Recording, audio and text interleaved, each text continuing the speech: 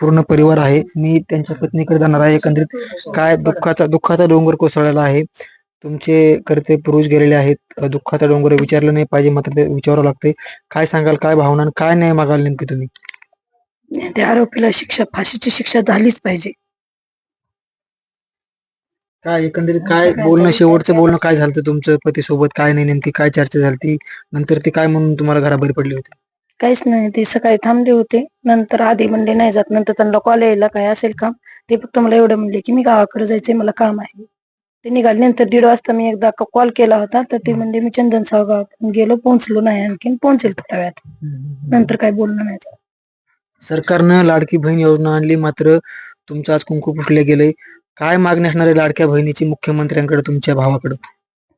माझे पती एवढे देव होते, त्यांची जर अशी प्रकारे हत्या होत असेल तर काय लाडक्या बहिणीची काय काय सुविधा? तुम्ही काहीच करू शकत नाहीत ना. मग एवढ्या चांगल्या माणसाचं असं होतंय, तर सर्वसामान्य माणसांनी तर कसं वागायचं जगात? आज किती अवघड झाले.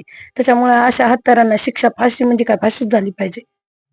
काय सांगा, तुम्ही बोलत होते मग अशी काय झालं नेमकं? मला काय नाही हो, म्हणजे आपलं आता हे प्रत्यक्ष तो माणूस तिथं जाते नाही का, असं असं आहे बाबा, तर त्यांनी टाइमपास 3 घंटे म्हणजे खूप जास्त वेळ घेतला ना. तात्काळ त्यांनी लगेच गेले असते तर काहीतरी मदत झाली असते ना. तर माझ्या भावाचे असे हाल आम्हाला बघायला मिळाले नसते ना. मला तेवढंच बनायचं. मग असे माझ्या भावाचे हाल झाले, तसेच आरोपीचे व्हायला पाहिजे बस. आणि हा ना, आणि विश्वास कसा ठेवायचा आता? बरं हे जाऊ द्या, माझं हे येत का ह्याचं, आज किती किती लोक आहेत ना, त्यांच्याशी पुढच्या त्यांनाही धोका नसून आहे ना. आज माझी ही भावाची मुलगी, तिनं कसं बाहेर पडायचं, कसा विश्वास, कुणावर विश्वास ठेवायचा? बरं लाडकी बहीण, आता ह्यांनी काय करायचं म्हणजे सांगा.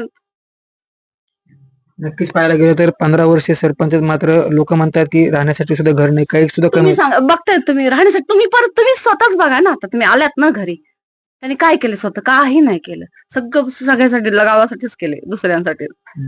दोषी पोलिस आहेत तुम्ही म्हणताय, पोलिसांवरती काय कारवाई झाली पाहिजे? काय म्हणजे त्या कशाला आहेत ना, मग निलंबित. निलंबित व्हायला पाहिजे.